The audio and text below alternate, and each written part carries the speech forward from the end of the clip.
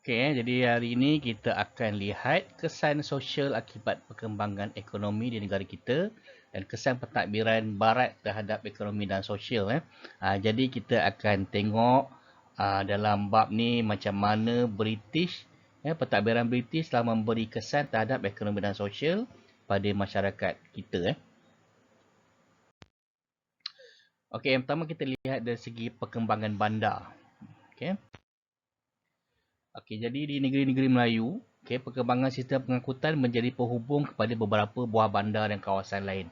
Okey, jadi di negeri Melayu ni ada banyak bandar-bandar baru yang terbina hasil daripada perlombongan biji timah dan juga peladangan getah. Jadi Tanah Melayu memerlukan sistem pengangkutan yang boleh menghubungkan bandar-bandar ini. Jadi bandar-bandar ini dihubungkan sama ada dengan melalui landasan kereta api ataupun jalan raya yang dibina oleh British. Okey, jadi apabila adanya landasan kereta api dan jalan raya ini, maka perniagaan dan perdagangan di antara bandar pun mula berkembang pesat. Maka wujudlah banyak pusat-pusat keuangan seperti bank, pusat-pusat insurans, pusat-pusat pendidikan seperti sekolah, maktab dan sebagainya dan juga pusat pentadbiran.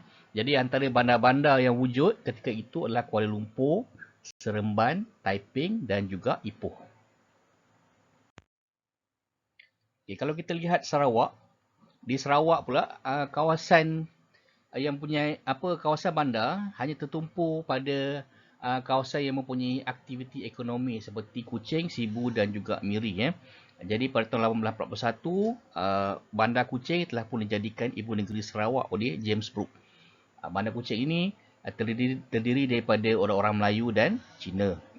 Jadi apabila diisytiharkan sebagai ibu negeri, maka banyaklah rangkaian jalan raya dibina dan dibangunkan oleh kerajaan di Kuching.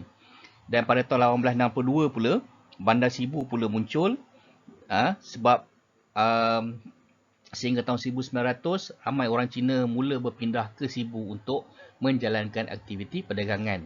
Sehinggalah petroleum ditemukan pada tahun 1910 di Bandar Miri, maka muncul pula Bandar Miri. Okey, di Sabah pula bandar yang muncul pada akhir abad ke-19 ialah Bandar Jesselton. Dan Jesselton merupakan pusat perdagangan dan pelabuhan yang paling penting di Sabah. Okey, setelah itu namanya ditukarkan kepada nama Kota Kinabalu. Okey, sempena nama Jesselton ini berasal daripada bersempena dengan nama Charles Jessel. Okey, dan di Bandar Jesselton ini banyak peladangan getah dan pembinaan landasan kereta menyumbang kepada kemajuan Jesselton. Okey, di samping itu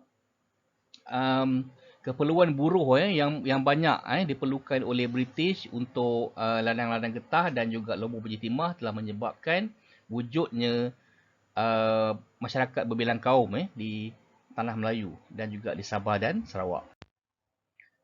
Contoh yang pertama, kita tengok orang-orang Melayu. Orang Melayu ialah merupakan penduduk asal di Tanah Melayu.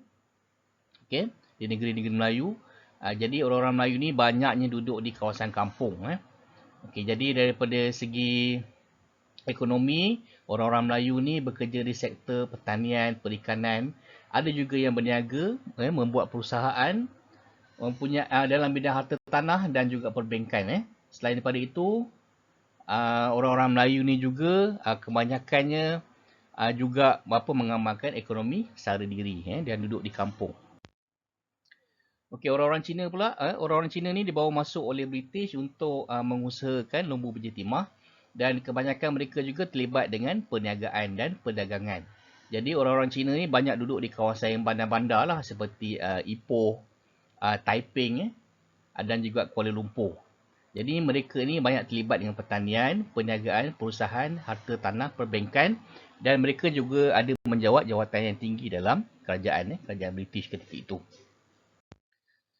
Okey, orang-orang India pula dibawa masuk oleh British melalui sistem Kangani dan mereka ini dibawa bekerja di kawasan estate ataupun ladang-ladang getah.